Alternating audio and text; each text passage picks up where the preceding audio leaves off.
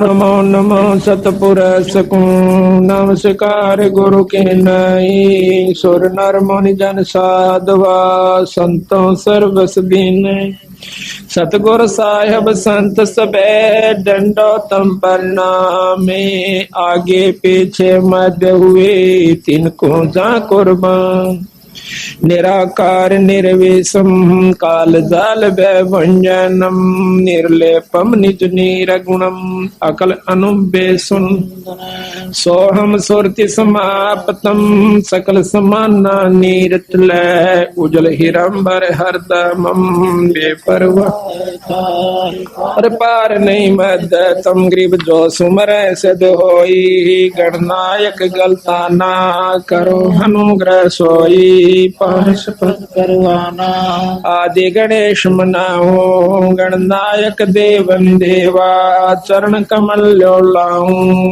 आदि अंत करो सेवा परम शक्ति संगीत मृद सिद्ध दाता सोई अविगत गुण अतीतम सतपुरुष निर्मोही जगदम्बा जगदीश मंगल रूप मुरारी तन मन अर्पो शीश भक्ति मुक्ति भंडारी सुर नर मुनि जन जामे ब्रह्मा विष्णु महेशा शेष शेष मुखामे पूजे गणेशा इंद्र कुबेर सरीखा वरुण धर्म राय जामे समर्थ जीवन जी का मन इच्छा फल पावे देतीस कोटि दारा जावे शेष 88 उतर जल पारा कटे हम की फांसी 33 कोटि से 88 उतर जल पारा कट है यम की फांसी सत्साई। आज परम पिता परमात्मा बंदी छोड़ कबीर साहब तथा उन्हीं के अवतार सतपुरुष कबीर साहब सतपुरुष के अवतार बंदी छोड़ कबीर साहब वह गरीबदास महाराज की एक विशेष कृपा हमारे ऊपर हुई है कि हम आज सत्संग रूपी गंगा में अपने अंतःकरण को साफ करने के लिए आत्मा कल्याण के लिए कुछ समय इस संसारी कार्य से निकाल करके आज सतगुरु की शरण में सतगुरु के चरणों में आए हैं। इस बात का प्रमाण सब जगह मिलता है कि बड़े भाग से मनुष्य जन्म प्राप्त होता है और उससे भी वह दिन हमारा बहुत ही भाग्य का होगा। अच्छे हमारे शुभ संस्कार होंगे जिस दिन हम सत्संग में आकर के परमात्मा की चर्चा सुनते हैं और परमात्मा के बारे में जानकारी होती है। आत्म कल्याण का हमें मार्ग प्रशस्त होता है कि मनुष्य जन्म परमात्मा ने हमें किस लिए दिया था। अच्छे हम ज्ञान जो है सत्संगत से प्राप्त करते हैं, बुरी जानकारी हमें कुसंगत से होती है। परमात्मा के बारे में जानकारी केवल एकमात्र सत्संग से होया करे और सत्संग जिस दिन हमें प्राप्त होता है वो हमारा बहुत ही पुण्य का दिन होता है। ना जाने पिछले जन्मों की कौन कौन सी अच्छी कमाई, युगों युगों के हमारे पुण्य कर्म हमारे साथ होते हैं, तब हम सत्संग की तरफ सोचते हैं और सोचने के बाद वो दिन प्राप्त होना, वो समय प्राप्त होना, वो घड़ी जिस दिन हम सत्संग में आते हैं या बड़े भाग तक प्राप्त होती है।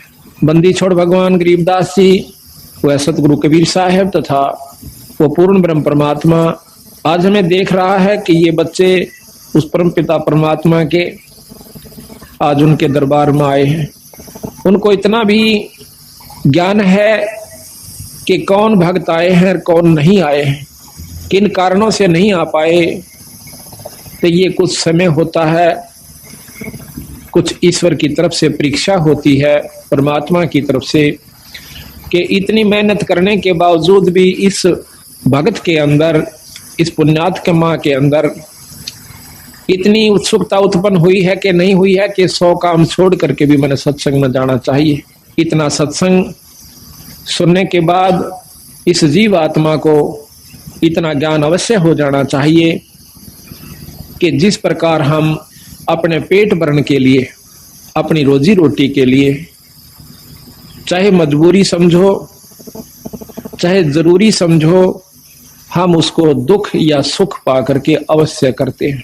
जिस प्रकार आज कितनी ठंड है और कल भी बहुत सर्दी थी, और इस समय में ऐसे भी भक्तजन होंगे जमींदार जिन्होंने बेचारों ने रात्रि में पानी दिया होगा अपनी फसल में, नहर से या ट्यूबवेल से, जबकि हम सर्दी के अंदर अपने घर में बैठकर भी रजाई का प्रबंध किया हुआ था और कोशिश ये थी कि कोई हीटर भी लग जावे कमरे में तो गर्मी महसूस हुआ, नहीं तो सर्दी बहुत ज्यादा है। और वो बेचारे घुटनों तक पानी में, ऊपर से शीत लहर, और वो उस पानी के अंदर, उस सर्दी के अंदर ऊपर से थोड़ी थोड़ी बूंद भी आ रही थी, बारिश भी हो रही थी। ऐसे समय में वो भक्त, वो ज्ञानी जीव सत्य अपने खेत में खड़ा हुआ था। वो ज्ञानी क्यों है कि उसने इस बात का पूर्ण ज्ञान है कि अगर आज मैं पानी देने नहीं जाता हूं तो मेरे बच्चे भी भूखे मरेंगे और हम भी भूखे मर जाएंगे और हमारा बहुत नुकसान हो जाएगा। ठीक इसी प्रकार सत्संग सुन लेने के बाद हमारे अंतःकरण में यह बात अवश्य घर कर जानी चाहिए, इतना पक्का विश्वास हो जाना चाहिए कि यदि हम सत्संग में आज नहीं जाते हैं, ये कोई रोज रोज नहीं हुआ करते, साल भर में मुश्किल से हमें कोई ऐसा समागम जिसमें परमात्मा की वाणी को विस्तृत जानकारी दी जाती है, खोल कर सुनाया जाता है। उस जमींदार की तरह इतना दृढ़ निश्चय, जिसको अजर विश्वास कहते हैं, एक तो होता है निश्चय, एक होता है विश्वास, और तीसरा गरीबदास जी महाराज कहते हैं जरना होता है। जिसको जरना हो गया वो बेचारे आज सैकड़ों किलोमीटर से चलकर इसी सर्दी में अपने बच्चों समेत आज सच्चे दरबार में उस परमात्मा की रजा का लाभ उठा रहे हैं। और जिनको इस बात का ज्ञान नहीं हुआ अभी तक, उनको जरना नहीं हुआ, विश्वास तो है कि भगवान के नाम के बिना गुजारा नहीं है, इतना विश्वास है। वो बेचारे ये सोच लेते हैं चलो घर में कर लेंगे अपना, कोई बात नहीं, आज सर्दी है, कल धूप निकल आओगी तब चल पड़ेंगे, वो भी चोखा। लेकिन जरना जिसका हो गया भाई, बात बनेगी उसकी। कहते हैं कि जयदेव मुख से ना कही हुई तीन लोक में गाज, और जरना ऊपर होते हैं ये सकल संपूर्ण काज। जब जरना हो जाएगा, जब विश्वास हो जाएगा, तब हमारे कार्य पूर्ण रूप से सिद्ध होंगे। तो आज जो सत्संग में आए हैं इस ठंड के अंदर, ये 13 दिसंबर और ये ठंड, और उसके बावजूद भी आप सत्संग में आए हो, तो यही कहा जाएगा कि आपको जरना हुआ है ईश्वर के बारे में, परमात्मा की बात का जरना हुआ है कि इसके बिना गुजारा कतई नहीं है, और ये है भी सत्य और रहेगा भी सत्य। जिन्होंने, महाराज गरीबदास जी कहते हैं कि समझा है तो सिर धर पा, भाई बहर नहीं है ऐसा दाव। समझा है, ये बात आपके ज्ञान में आई है, आपके चित्त में ये बात समाई है कि नाम बिना गुजारा नहीं है, सत्संग बिना जीव का कल्याण नहीं है, तो फिर काहे की इंतजार करते हो? सिर धर पांव, सिर पर पैर रखना, बहुत तेज दौड़ना, सिर पर पांव रखना, बहुत तेज दौड़ना। तो सतगुरु महाराज कहते हैं समझा है तो सिर धर पांव, और बहर नहीं है ऐसा दाव। ना तो ये मनुष्य शरीर बार बार मिलेगा, और मनुष्य शरीर कहीं मिल भी गया किसी युग में, हजारों वर्ष, लाखों वर्ष लग 84 भोगने के बावजूद, और वो हो गया ऐसे स्थान पर जहां पर परमात्मा की चर्चा का होना भी मुश्किल है, तो उस मनुष्य जन्म से भी आपको कोई लाभ नहीं होगा। तो यहाँ सतगुरु महाराज हमें ये बताने की कोशिश करते हैं कि प्रथम तो मनुष्य जन्म नहीं मिलेगा भाई, और मनुष्य जन्म मिल भी गया तो यह बात समझ में नहीं आओगी जो आपके आ जाई से। ये बड़ी मुश्किल से बात बनती है। पता नहीं कितने सत्संग सुनने से इस बात का अंतःकरण में कुछ थोड़ा सा विवेक बने से कि भगवान के नाम के बिना भाई को नहीं गुजारा, क्योंकि सभी संत प्रमाण देते हैं और बार बार हमें बताने की कोशिश करते हैं कि नाम के बिना जीव का गुजारा नहीं भाई, और नाम मिले सत्संग से, और सत्संग से हम विमुक्त तो को नहीं बात बढ़े। तो सत्संग में आइए, और ऐसे आइए जैसे सिर धर पांव, सिर पर पांव रख के भागना, बहुत तेज दौड़ना। कबीर साहब कहते हैं कि मानुष जन्म दुर्लभ है, या देह न बारंबार, और तरवर से फल झड़ पड़ा, यू फेर ना लागे डार।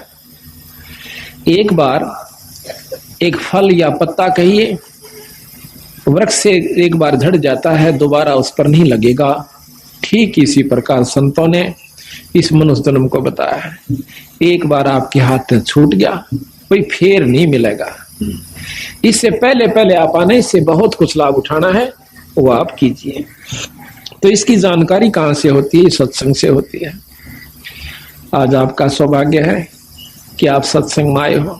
अभी आपको हम सतगुरु गरीबदास जी महाराज की वाणी का वो रहस्य आपको बताएंगे, जो कि सतगुरु महाराज ने अपने सतलोक से आकर के हमें बताने की कोशिश की, लेकिन ये इतना जल्दी समझ में नहीं आता। हम किसी गांव में जाते हैं तो पहले तो हम 2 सत्संग किया करते थे, दोनों दिन 2 अखंड पाठ चलता है, लेकिन अब समय अभाव के कारण अखंड पाठ ज्यादा हो जाने की वजह से हम केवल एक सत्संग ही कर पाते हैं। हमारी मजबूरी हुई, लेकिन साथ में खुशी हुई कि जो कि हरियाणा में परमात्मा बंदी छोड़ गरीबदास जी को कोई जाने भी नहीं था, आज उनकी अमृतमयी वाणी का अखंड पाठ गांव गांव में और घर घर में हो रहा है। लेकिन समय अभाव के कारण, अधिकता हो जाने के कारण हम पूर्ण रूप से सत्संग वहां नहीं फरमा सकते। उसमें एक साधारण सी जानकारी दे सकते हैं जो कि नए भक्त को दी जाती है, लेकिन जो असली तत्व है वो इन 7 दिनों के अंदर आपके सामने आओगा। और जो इन 7 दिन के समागम को रुचि से एकाग्रचित करके और अपने मन को स्थिर करके और ध्यान से सुन लेगा, फिर उसके सामने कोई भी दिक्कत नहीं आवेगी, और ना ही वो इस माया के वहम में, माया के चक्कर में फिर उलझ पाओगा।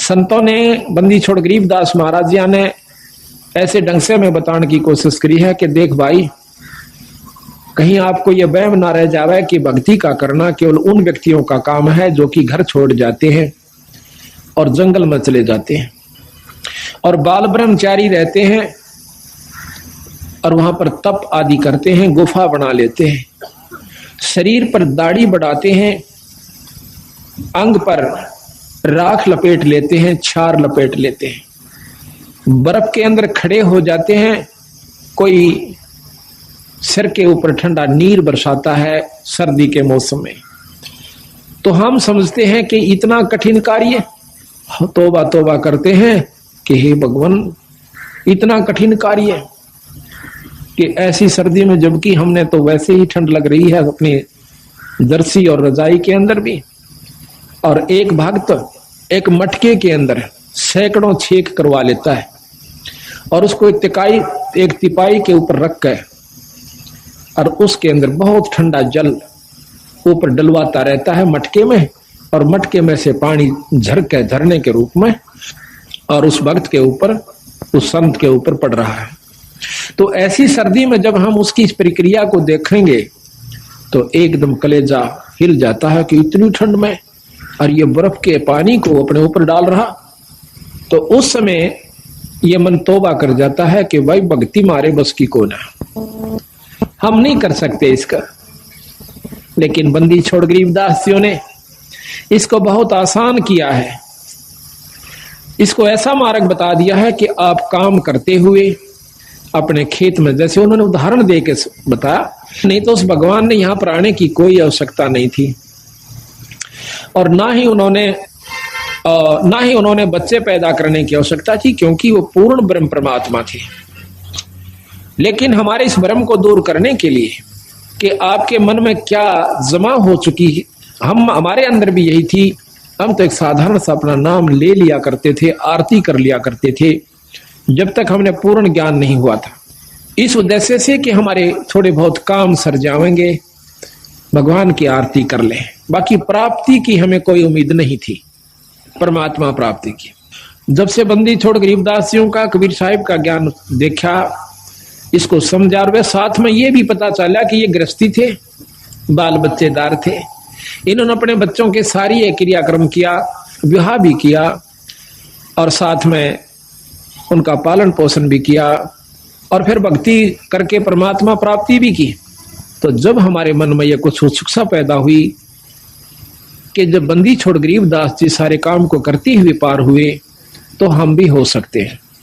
उसके बाद हमारी रुचि बढ़ी और फिर बंदी छोड़ ने लिख रखा गरीबदास जी ने कि नाम उठत नाम बैठत नाम सोवत जागबे, भाई नाम खाते नाम पीते तो नाम से थी लागबे। एक नाम से मुक्ति होगी, ना तप से मुक्ति होती है, ना केवल पाठ करते रहने से मुक्ति होती है, और ना ही किसी तप बर्फ में खड़ा हो जाने से या 4 धुना के बीच में 5 धुनों के बीच में बैठ जाने से जीव मुक्त हो सकता है। उससे कुछ और उपलब्धि होती है। तो जब हमने मेरा पता चला, इस बात का ज्ञान हुआ कि परमात्मा के पाने का तरीका भी और है, वो साधन भी और है जिससे हम ईश्वर प्राप्ति कर सकते हैं।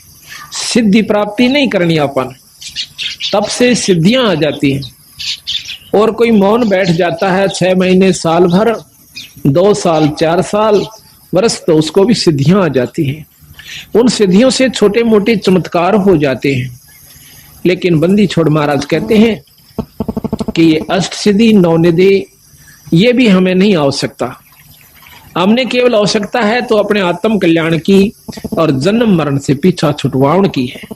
वो कैसे छूटे हमने इस बात, तो सतगुरु महाराज ने हमें बताया कि जिस प्रकार मैंने कार्य किया, जिस प्रकार मैं रहा, मेरी रहनी को देखो।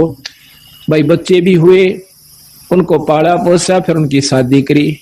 आज गरीबदास महाराज के 70-80 के करीब उनका जो है ना घर है, वहां पर गांव में परिवार है। 8वीं 9वीं पीढ़ी सतगुरु महाराज की चल रही है गरीबदासियों की।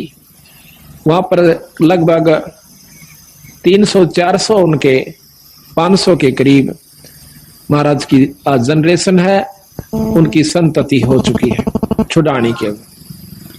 तो उन्होंने हमें यह बताया कि भाई इस वहम में मत रहना कि भक्ति वही लोग क्या करते हैं जिन्होंने दाढ़ी बढ़ा रखी हो, सिर पर जटा बढ़ा रखी हो, या बहुत बड़े संस्कृत के ज्ञाता हो, चारों वेदों को बहुत ही लतीफेदार ढंग से सुना रहे हो। बंदी छोड़ महाराज कहते हैं ये अलग वस्तु है, वो अलग वस्तु है। परमात्मा पाना ये अलग वस्तु है, ये साधन भी नाराज है। एक समय की बात है, एक राम राय नाम का एक पंजाब का बहुत बड़ा रईस आदमी वासियर गांव के अंदर रहता है। था लुधियाना के पास एक वासियर गांव है। तो वहां पर गरीबदास जियों का एक शिष्य सुबह के समय ब्रह्म मुहूर्त में, यानी सूर्य निकलने से पूर्व थोड़ा सा पहले, एक कुएं के ऊपर स्नान करके वहां पर गरीबदास महाराज का नित्य नेम कर रहा था, वाणी को उच्चारण कर रहा था बहुत ही सुरीले ढंग से। और वो राम राय सुबह सुबह घूमने के लिए गया था। अब पंजाब के लोग जो हैं पूज्य श्री नानक साहिब की कृपा से वाणी के बहुत मर्मज्ज हैं, वाणी को, संत वाणी को बहुत प्यार करते हैं। एकमात्र अगर कोई सृष्टि में ग्रंथ है तो सिख धर्म का है, जिसने उसमें उन्होंने किसी मजहब को या धर्म को नहीं अपनाया। सिख कोई धर्म नहीं है। सिख नाम सिस का होता है, हिंदी में उसे सिस कहते हैं और पंजाबी में सिख कहते हैं। सिख कोई मजहब या धर्म नहीं है। आज जो सिख परंपरा के अंदर उन्होंने जो ग्रंथ साहिब बना हुआ है उसके अंदर 39 संतों का समूह वाणी है, संग्रह वाणी है। 39 संतों की न्यारी न्यारी उनकी वाणियां हैं। तो उसमें वो भी संत हैं जो राम, भगवान, कृष्ण आदि के उपासक थे। नामदेव जी, श्री तुक्का जी और श्री ज्ञानेश्वर जी, ऐसे बहुत से संत हैं। मीराबाई जी, धन्ना जी, उन सब संतों का की वाणी, उनका एक समूह जो है संग्रह ग्रंथ है। तो उसके अंदर सभी संतों की वाणियां हैं, उनका ज्ञान है, अपना अपना मार्गदर्शन है। बड़े आदर से उनका पाठ करते हैं और सुबह सुबह उठकर, कम से हर गांव में गुरुद्वारा है। गुरुद्वारा हमने एक मान रखा कि वो केवल सिखों का ही होता है। हाँ, होता तो सिखों का है, सिख माने शिष्य, वो शिष्य का होता है। लेकिन कोई शिष्य हो, शिष्य के क्या लक्षण होते हैं, उसने क्या बुराइयां त्याग देनी होती हैं, ऐसे ऐसे जो सब जिसमें गुण हैं, तो वो शिष्य है।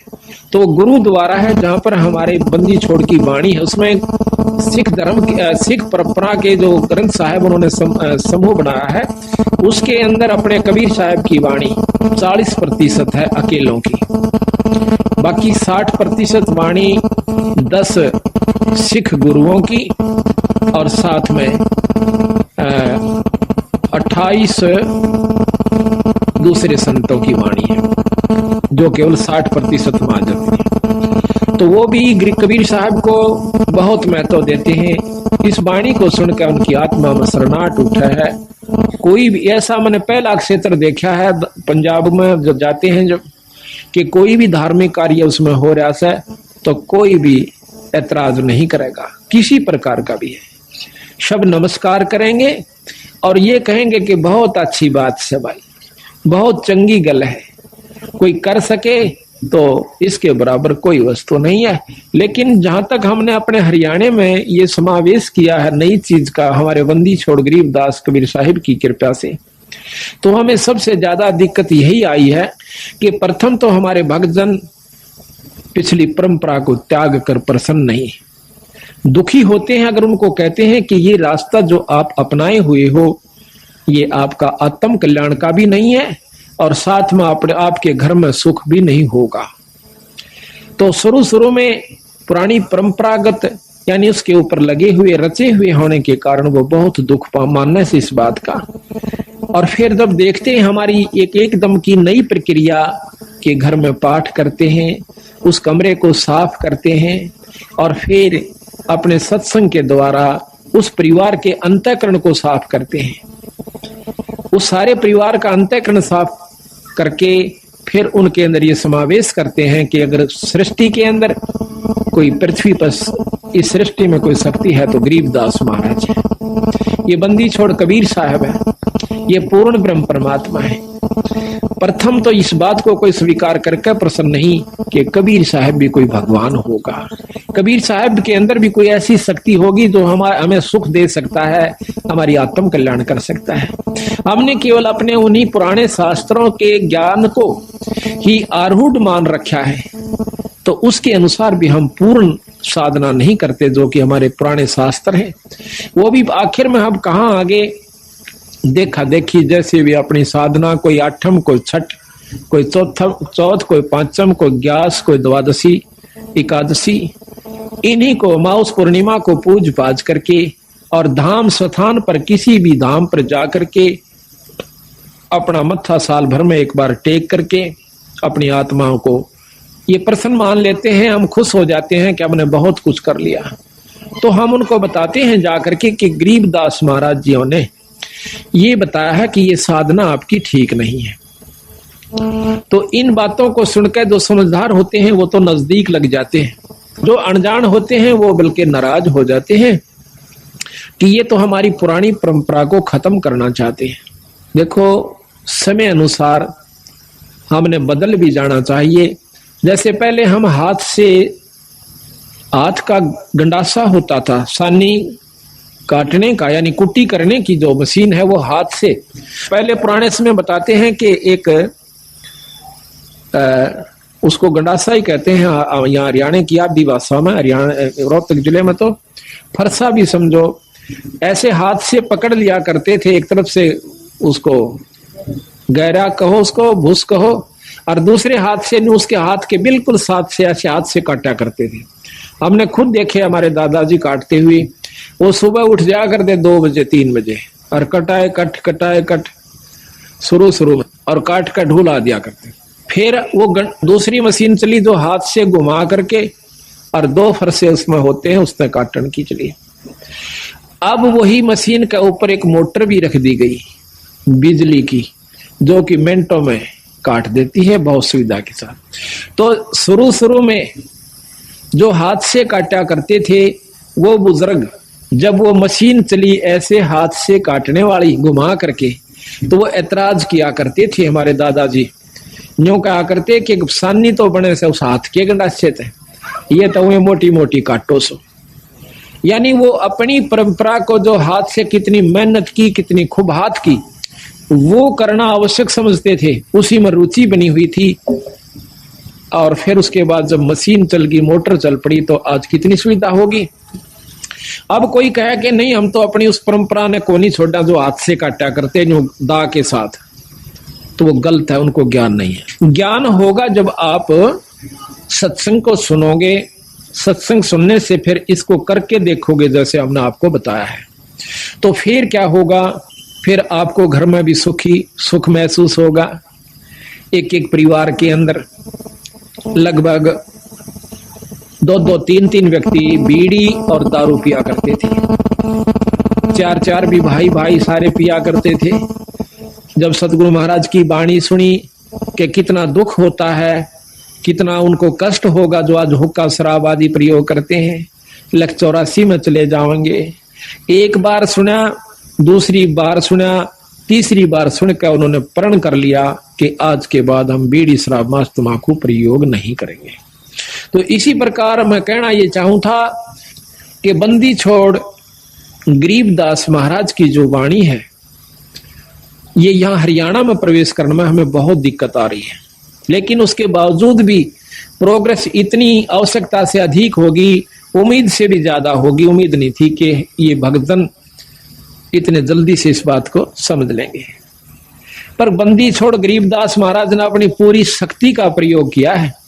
कबीर साहब ने अपनी पूरी रजा बख्श के दिखाई है कि ये काम मैं कर सकता हूं, जो ये कहने लाग रहे से, जो आपको ये रोजाना बताते हैं, ये कार्य मैं कर सकता हूं, और वो करके दिखाया है। जब इन भक्तों को यह बात समझ में आई है कि कबीर साहब भी कोई परमात्मा शक्ति है।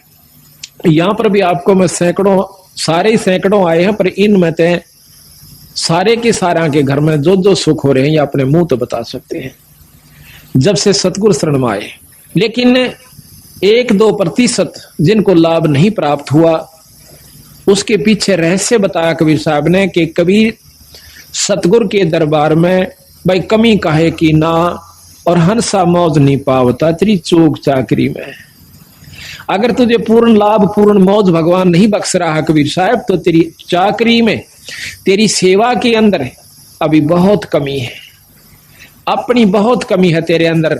नहीं, जब 98 व्यक्तियों को परमात्मा पूर्ण लाभ दे रहा है, बंदी छोड़ दर्शन दे रहा है, और उनको वो झलक नजर आ रही है जो वर्णन करते हैं हम रोजाना, तो आपको नहीं आई, तो भाई आपकी चूक चाकरी में, आपकी कोई सेवा में कमी है, आपके कोई नियम में कमी है, आप में भी कोई अहंकार अभिमान बकाया है। तो सतगुरु महाराज को अहंकार तो लेस मात्र मान में, म्यान कहते तलवार का जो ऊपर का कवर होता है, उसके अंदर 2 खड़ग 2 तलवार नहीं समा सकती, किसी रूप में भी नहीं समा सकती। इतना इम्पॉसिबल असंभव कार्य है कि राख्या चाहे पिया चाहे प्रेम रस, और राख्या चाहे मान, एक म्यान में 2 खड़ग, भाई देखी सुनी ना कान है। तो अहंकार तो एक लेश मात्र भी ईश्वर को पसंद नहीं है, और जिनमें अहंकार नहीं रहा उनको परमात्मा का दीदार हुआ, दर्शन हुआ, आत्म कल्याण है। और इसमें के लगे है अहंकार को तोड़ने में, कुछ नहीं लगता, बस थोड़ी सी कसर से, थोड़ा सा सावधानी की आवश्यकता है, थोड़े सी विवेक की आवश्यकता है इसके अंदर। आज हम मनुष्य शरीर में है, ये माटी का पुतला और खाक में मिल जाएगा 10-20 साल के अंदर अंदर। और फिर हमारे ऊपर महाराज ने लिखा है कि कबीर काहे गर्भियो, और ऊंचा देख आवास, और काल पड़े भू लेटना तेरा ऊपर जामे घास। कल तो जमीन पर जाकर पड़ना होगा, और वहां फूक फाक के थोड़ी सी राख हो जाएगी, और उसके ऊपर फिर तेरा घास जामेंगे। तो इस प्रकार इस अहंकार ने, जैसे आज हम पशु बन जाते, एक शरीर छूटेगा ये भी पक्का है, और छूटने के बाद फिर पशु जुन्नी में जाना होगा, जिसमें नाम नहीं लिया जिन्होंने, और विकार किए बीड़ी शराब मांस तंबाकू प्रयोग करते रहे, उनको 184 प्राप्त होगी।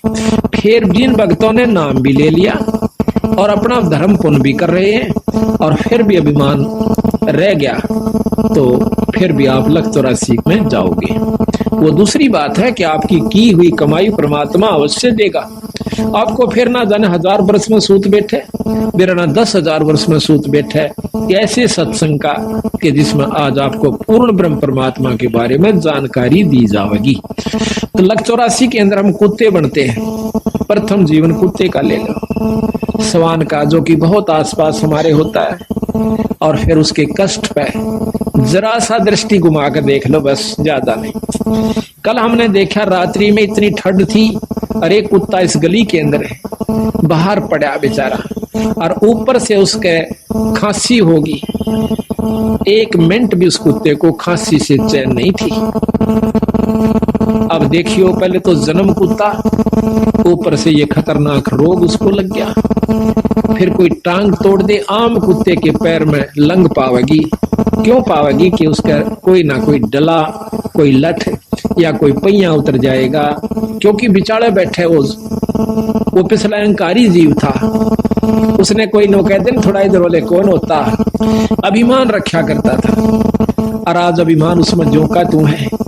अपने अहंकार वश बिचारे बैठेगा और बिल्कुल ऊपर गाड़ी चढ़ न लेगी जब थोड़ा सा सरकेगा एक तरफ में। वो पिछला जो उसके अंदर बदमाशी थी वह अब भी मौजूद है। कई कुत्ते ऐसे देखें कि जीप ऊपर चढ़ना हो जाएगी जब थोड़ा सा हलते हैं, तो उस कष्ट के कारण, उस अहंकार के कारण उसने कितना भारा दुख मोल ले लिया। तो इन बातों ने याद रखेगा जो भगत, तो उसको कोई भी अहंकार नहीं रहेगा। अब हम सत्संग में यही सिखाते हैं। आप अपने घर में आजकल ऐसा कोई भी नहीं रहा जो डबल बेड ना ले रहा हो, और डबल बेड के ऊपर गद्दा भी बहुत मोटा हो से, और अच्छी बड़ी आज वस्त्र भी आप लिए हुए सो। तो हम आपको यहाँ ऐसी असुविधा देने की कोशिश करते हैं जो ज्यादा भी ना हो पर सुविधा भी ज्यादा ना हो। इसका कारण ये भी है कि आपके मन में वो अहंकार रूपी राक्षस बना ना रहे। जहां स्थान मिल जाए वहीं बैठ जा, चाहे नीचे मिलो, चाहे ऊपर मिलो, चाहे बोरी मिलो, चाहे कोई वैसे साधारण दरी मिलो। तो हम उस समय ये देखकर इस पर बैठ जाते हैं कि भगवान के दरबार में और काहे का मान। कबीर साहब इसके बारे में कहते हैं कि कबीर सत्संग में जाकर और गुरु से चावे मान, वो नर नरक में जावेंगे, युग युग बने सवान। जो सत्संग में जाकर और गुरुओं से मान की इच्छा रखता है कि हमने अच्छे स्थान पर गुरु आनंद नहीं बिठा, हम जानबूझ कर अवॉइड करते हैं उनको अच्छे स्थान पर बिठाने की, क्योंकि ये अंतःकरण हमें क्योंकि समय समय पर ये चेक करना पड़े से कि इसमें भी वह बीमारी बकाया से कि नहीं है। पहले जब नाम उपदेश दिया करते थे संत जल्दी से उपदेश नहीं दिया करते, परीक्षा लिया करते थे। एक राजा ने राज त्याग दिया, संतों के कहने से, सुनने से, सत्संग को सुनते हैं। तो उसने जब राज वो नाम लेने के लिए जाता है एक सत्संग सुनकर, तो वो गुरुदेव कहते हैं कि राजन आपको नाम नहीं मिला है। काहे को महाराज, मुझ दास में ऐसी कौन सी कमी है? कहने लगी राज के अंदर आप भक्ति नहीं कर सकते, आप में मान सतावेगा, अहंकार जमा हो जाएगा और बड़े बड़ाए खेल को आप सर्वनाश। उसने एक बार आग्रह किया, 2 बार किया, घर चला जाता है, राज त्याग दिया। राज त्याग करके महाराज के पास आता है कि महाराज मैंने राज त्याग दिया, ये सतगुरु उपदेश दे दो महाराज, क्योंकि आत्म कल्याण का जिसको चसक पड़ जाएगी, जिसको ये दुख दिखने लगेगा, दिखाई देगा, तो वो इस काम को कर सकता है। महाराज कहते हैं गरीब तन मन धन सब अर्पिए, गरीबदास जी महाराज कहते हैं कि गरीब तन मन धन सब अर्पिए, भक्ति मुक्ति के काज और जिनके उर्म बंदगी युके इंद्र का राज। इस उद्देश्य को वही भक्त ले सकता है जिसके भीतर ले में यह बात बैठ जाएगी, अंतःकरण में जमा होगी कि ये खेल तो हमने लाखों बार खेल लिए, करोड़ों बार खेल लिए। बच्चों का पैदा करना, उनको पाल पोस कर ब्याह शादी कर जाना और फिर मर जाना, फिर कुत्ते गधे कुत्तिया बन जाना, ये खेल तो बीरा संखों बार खेला पाने। पर ईब जो खेल खेलना तो वो खेल के दिखाओ। अब ये खेलन का समय आ गया आप सेलेक्ट हो लिए बंदी छोड़ के खाड़े के पहलवान सो, अरे उस पहलवान वाला काम करके दिखाना चाहिए। तो वो छोड़ कर चला गया, कहने लगा सतगुरु मैंने तो राज छोड़ दिया। और वाह भाई वाह, छाती से लगा लिया संतों ने। महाराज मैंने उपदेश दे दो कि बेटा 1 महीने के बाद आना और पश्चिम दिशा में चले जाओ। वो चला गया। 1 महीने के बाद आता है तो रास्ते में आ रहा था, उसका पैर कीचड़ में भर जाता है और साथ से एक पशु जा रहा था, उसके छींटे लगकर उसके जो पैरों में उसने पहन रखा था कोई पजामा वगैरह या कोई वस्त्र धोती, उसका छींट लग जाती है। उसको उसने 3-4 गालियां सुना दी। वो जो आ रहा था और साथ में एक शिष्य और सदगुरुओं का आ रहा था। तो उसने देखा कि जब वो सत्संग में प्रवेश किया महाराज के आश्रम में, तो उसने वो अपने एक नलके पर या कुएं पर वो कपड़े साफ किए, थोड़े थोड़े पानी लगा करके थोड़ा थोड़ा उनको साफ किया पहने पहने। तो गुरुदेव ने पूछा, जो और भक्त आया था वो आके कहने लगा महाराज जी ये कौन है? वो कपड़े साफ कर रहा। कहने लगा ये भाई बहुत बड़ा राजा था, इसने राज त्याग दिया परमात्मा पाने के लिए। कहने लगा जी त्याग गया कुछ नहीं बताए। क्यों भाई? कि इसके ऐसे ऐसे छींटे लगे, गालियां मंड रहा था उसको। अच्छा अरे वाह, चौखा तो ना बता दिया मेरे को। वो आके लंबी डंडा करी, ओहो आओ भगत जी, राजा जी आगे। राजा कहा जब खुश हुआ, आओ राजन बैठो। बड़ा प्रसन्न हुआ, बैठ के सतगुरु उपदेश दे दो।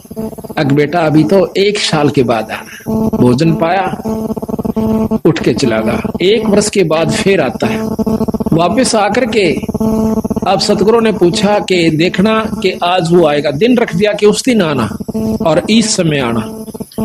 ऊपर से एक भंगण को, जो उनकी शिष्या थी, उसको कहा कि जब ये व्यक्ति आवे इसके ऊपर कूड़ा डाल देना छत से। तो वो ठीक समय पे घंटा आध घंटा इधर उधर वो ताक में रही और ऊपर से उसने जब वो आ रहा था तो उसके ऊपर कूड़ा डाल दिया। कूड़ा डालते ही वो, हाँ जब उसने पूछा था सतगुरु मुझे नाम क्यों नहीं मिलेगा, कहने लगा भाई आपने ये कीचड़ लगा जब उसको गालियां दे दी जिसकी भैंस पशु था साथ में। ऐसा नहीं करना चाहिए, संत के अंदर ये गाली देने का स्वभाव नहीं होना चाहिए। इसने जीवित मरना होगा। तो उसने ये ख्यास रखी कि भी आज के बाद मैं गाली नहीं दूंगा किसी को। तो देखा ऊपर से जब कूड़ा उसके ऊपर पड़ जाता है तो एक बार क्रोध से देखकर कहने लगा अगर मैं राजा होता, इतना कह गया बस चुप हो गया, गाली नहीं दी। अगर मैं राजा होता तो मतलब भाव ये था कि अब तेरा मैं बक्कल उतरवा देता। कह दिया चाहे ना कह दिया, भीतर ले मत आई वह बात। तो उसको उस जमादारनी को भंगन को कहा था कि बेटी जो इसका आओ भाव हो मुझे बताना। वो उससे पहले आ गई, कहने लगी महाराज ने बोला कि मैं अगर राजा होता, आ गया बैठ गया। महाराज ने आदर सत्कार किया, क्या हो राजा? कि महाराज मैं काबिल हो गया कि पुत्र अभी तू राजा है। अक नहीं महाराज मैं तो राज छोड़ चुका हूँ। अक नहीं बेटा अभी तू राजा है। राज छोड़ दिया पर राजपना नहीं छोड़ा। सतगुरु कोई गलती हुई कि आपके ऊपर कूड़ा पड़ा जब आपने क्या शब्द उच्चारण करना चाहा किया कि अगर मैं राजा होता। अभी तो है बेटा तू राजा है, इसको छोड़ दे। जीवित मर ले रे लोभी मन नाम सुमर ले रे। जीवित मरना इसी का है। जीवित मरण का बहुत लंबा उदाहरण सतगुरु महाराज ने दे रखा है। अभी आपको सुनावेंगे कि जीवित कैसे मरा जाता है। ईख का उदाहरण दिया कबीर साहब ने कि नो जीवित मरा करें और फिर उसका कीमत बनती है। जमीन का उदाहरण दिया कि धरती कभी मुंह से नहीं कहती, चाहे कोई बिस्टा डालो, चाहे उसमें कोई आम लगाओ, चाहे अंगूर लगाओ, बगीचा बनाओ, चाहे वहां पर चूल्हा चौका कर लीजिए, वो कभी ऐतराज नहीं करती। इसी प्रकार संत स्वभाव होता है, चाहे कोई गाली दे कोई मीठा बोले, अपने अंतःकरण के अंदर द्वेष पैदा नहीं कर। ये सतगुरु मैं कब आऊं कि साल भर के बाद आना बेटा। 1 वर्ष के बाद निश्चित समय पे वो फिर आवस तो उस समय ऊपर से चौड़ा भर के डालना था। उस बंगड़ को कह दिया एक और व्यक्ति को कि ऐसे करना कि जब ये आवश्यक के ऊपर गारा और पेशाब मिलाकर पशु का वो डाल देना। जब वो आ रहा था तो उसके ऊपर वो चौड़ा डल गया, ऐसे जैसे धोखे से। ओहो हो भाई, मैंने ख्याल से नहीं करा, माफ करना। तो वो कहता है कि कोई बात ना बहन, ये तो माटी पे माटी पड़ी है, मिट्टी पे मिट्टी डाली है, कोई खास बात नहीं है। तो जब उसने आके बताया कि महाराज ऐसे ऐसे बोला, बोला ये अधिकारी हो गया। आते सतगुरु ने छाती से लगा लिया, बेटा अब तू उपदेश अधिकारी, इस शरीर को आपने मिट्टी समझ लिया तो ये अब आप तो अधिकारी हो चुका है भगवान के नाम लेने का। इब तो भगवान भजन जोगा होया से, इब नाम जपा करे। तो इसी प्रकार एक और उदाहरण दिया है, ये लंबा प्रकरण। अभी हम उसका उसी स्थान पर आते हैं कि उस राजा ने राम राय ने जब वो सतगुरु गरीबदास महाराज की वाणी वासियर गांव के अंदर जिला लुधियाना पंजाब में सुनी, सुबह सुबह एकदम बंदी छोड़ गरीबदास जी की वाणी के अंदर वो आकर्षण है कि ये परमात्मा की वाणी है और आत्मा जो है ये उसका अंश है कबीर साहब का, गरीबदास जियों का। ये इसकी वाणी में इतनी आकर्षित हो, तो उसी समय सतगुरु की वाणी को सुनकर वो राम राय नाम का भगत एकदम आकर्षित हो जाता कि अभी इतनी प्यारी वाणी। उसने चाहा कि अभी जाकर बैठ जाऊं, पर वो पहले घूम फिर के आया, आकर के महाराज के पास बैठ जाता, वो भगत जी के पास जो कि वहां पर सतगुरु की वाणी का पाठ कर रहा था।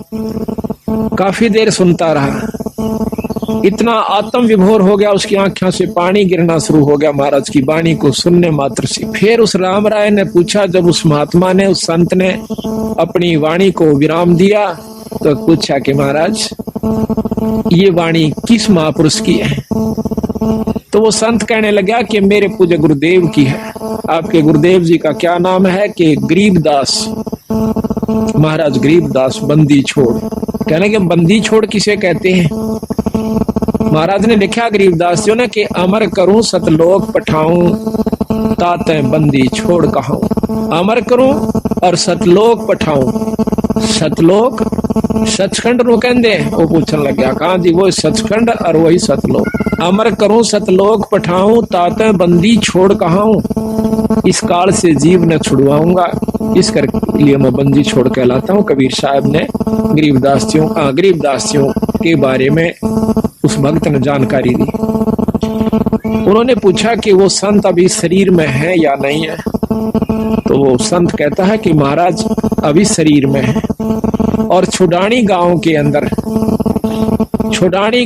अंदर है, जिला रोहतक में, तहसील बहादुरगढ़ के पास। तो उन्होंने कहा कि मुझे पूरा पता लिखवा दीजिए, ऐसे संत के दर्शन करने चाहिए, ऐसे संत के दर्शन करने चाहिए, क्योंकि जिसको ज्ञान है वो कहता है। बंदी छोड़ कबीर साहब की वाणी माता है, कबीर साध मिलन को चालिए तजमाया अभिमानी, जो जो पग आगे धरे वो सो सो यज्ञ समानी।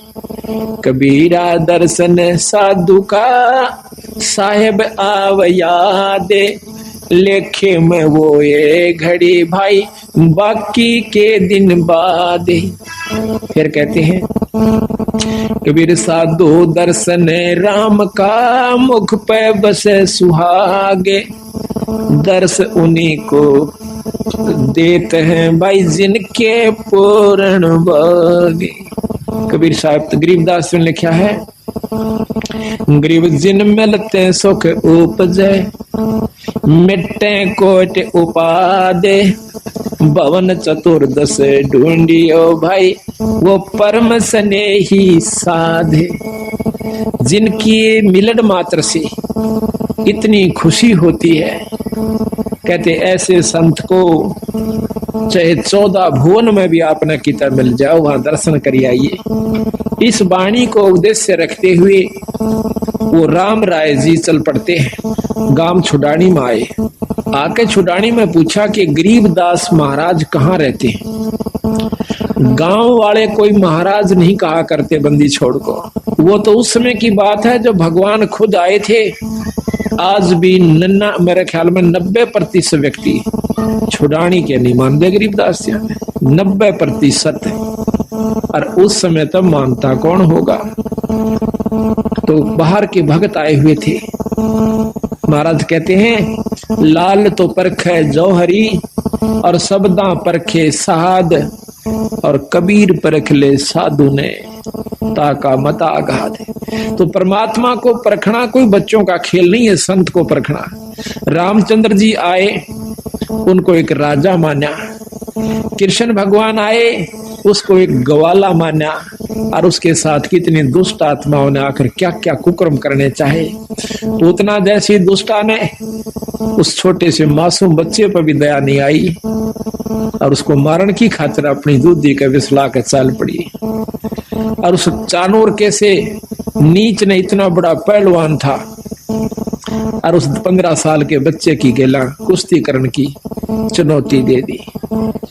ऐसे ऐसे कंस कितने उदाहरण हमें मिलते हैं, पर उस समय हम नहीं मानते उनको। जब वो मौके पर होते हैं उनके जाए पीछे फिर वृंदावन की फेरी यानी गोवर्धन की फेरी देते फिर से। वहां कृष्ण जी बैठे हैं क्या।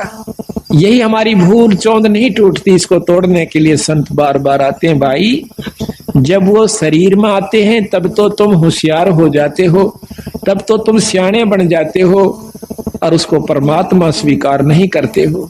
जब वो चले जाते हैं और फिर वहां उनकी मंडी बनाकर और वहां माथा टेकते फिरते हो, वहां परमात्मा नहीं है। परमात्मा के पाने की नियम है, ये इनके तरीके हैं कि उनके प्यारे हंस से संत से उपदेश लीजिए और फिर उसको उसका स्वरूप मानिए अगर आत्म कल्याण चावस। जो उनका नुमाइंदा संत है उनको उनका प्यारा स्वरूप समझो। महाराज कहते हैं कबीर साहब, कबीर गुरु मानुष कर जानते वह नरकइये अंध और महा दुखी संसार में फिर आ गए यम के फंदे। फिर साथ में कहा है कि कबीर गुरु मानुष कर जानते करें चरणामृत को पान और वो नर नरक में जाएंगे युग युग बने समान। गरीबदास जी महाराज भी कहते हैं कि मम संत मुझे जान मेरा स्वरूपम। तो उस समय तो हम इस बात को स्वीकार नहीं करते हैं और फिर बाद में जब वो चले जाते हैं उनकी वहां पर यादगार बनाई जाती है, फिर मंदिर का रूप धारण कर लेती है। फिर हम जाकर के वहां पर अपनी, जब वहां भी उसके बावजूद भी कुछ आपके कार्य सर जाते हैं, अगर वो हाजिर थे उस समय उनसे प्रेम आप कर जाते तो आपका सर्व कार्य सिद्ध होता।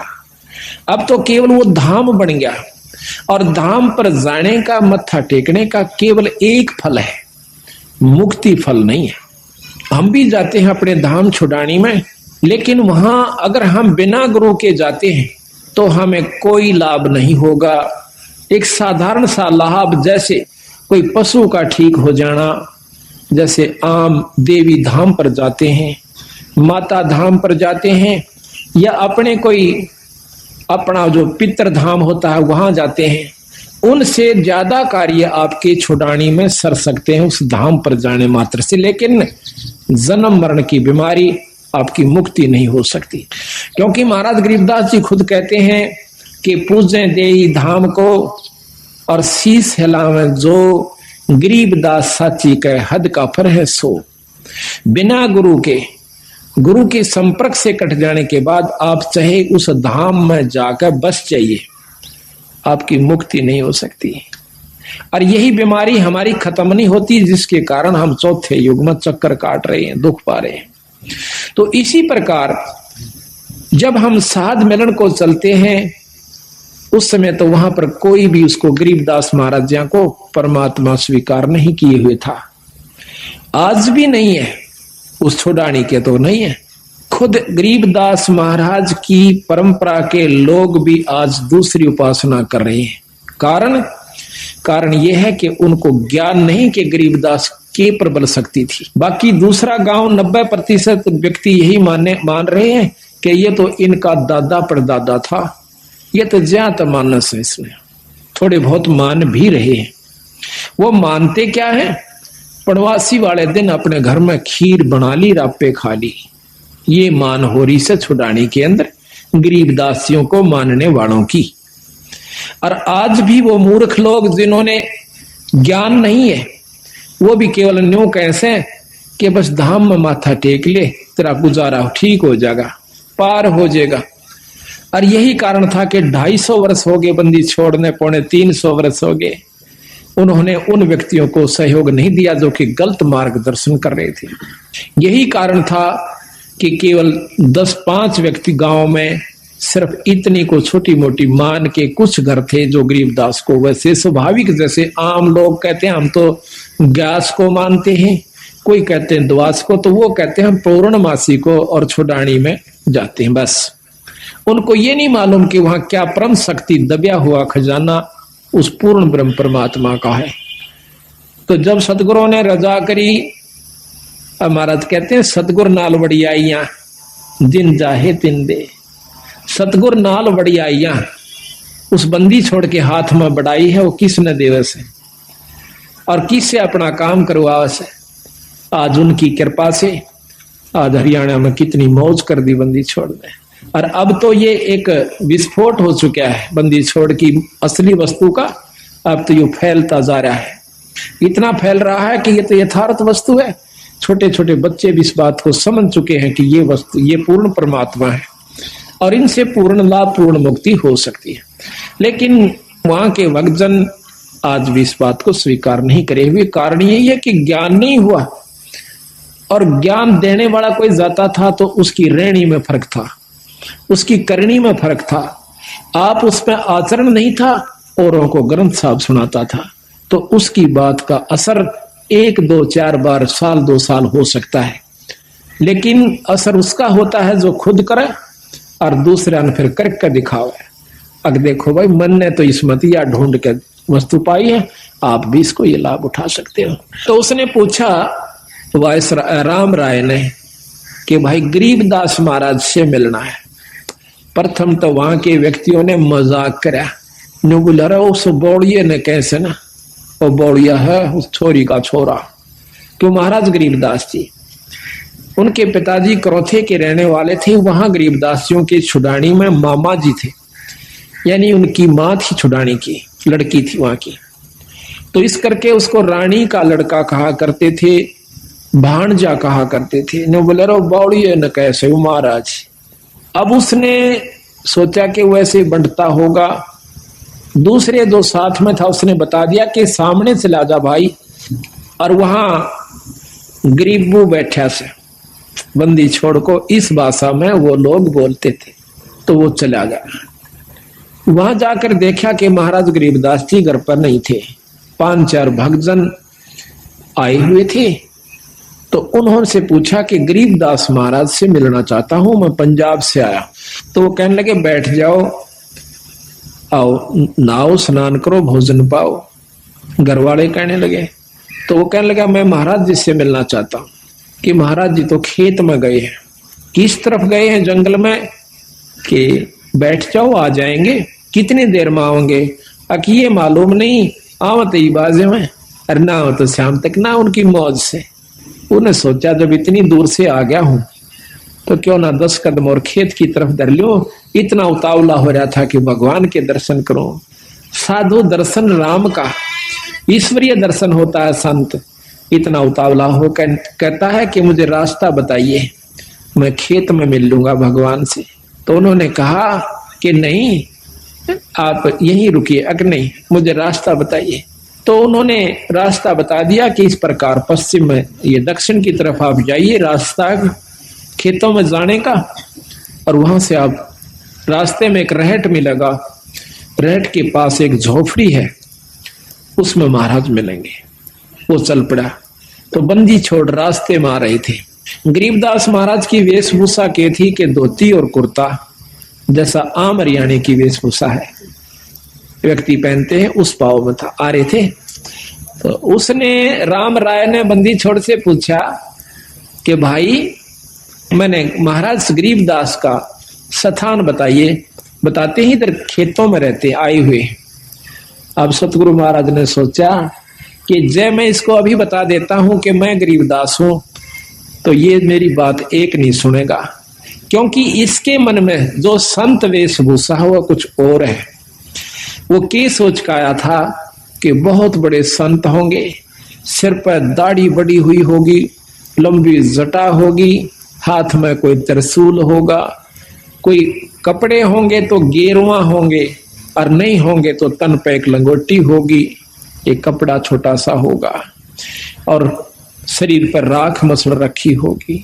तो सतगुरु ने सोचा कि कहीं इस बेचारे का आना असफल ना हो जाए। बंदी छोड़ कहने लगे कि महाराज तो भाई आ जाओ, मैं मिलाऊंगा आपको। वो कहता मैंने सुना है खेतों में गए, कोई नहीं अब घर को जा रही है। अब वो वापिस आ जाता है। सतगुरु महाराज जब घर पर आते हैं, जो भगत जन 10-5 वहां रहते थे, कुछ तो उनके नौकर थे सतगुरुओं के खेत में काम करने वाले, क्योंकि गरीबदास महाराज 2500 बीघे के मालिक थे। उस समय वो बीघा आज के 2.5 बीघे के बराबर, 2.25 बीघे के समान होता, जो कि 1 किले से थोड़ा ही कम होता है। 2.5-3 बीघे का, ये 5 बीघे का किला है आजकल जो एकड़ बनी हुई है, तो वो 2.5-3 बीघे का 1 बीघा होता था, पुराना बीघा जिसको कहते हैं।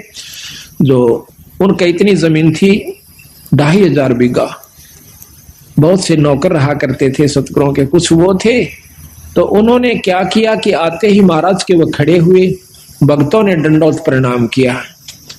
तो वो वायसराय ने सोचा कि यूं है कि वो गरीबदास महाराज, एक भगत के कान पर लाग कर नजदीक से पूछता है कि गरीबदास महाराज कौन सा है। कह रे भोड़े, ये तू साथ है इनके, ये परमात्मा है गरीबदास महाराज। अब वो बैठ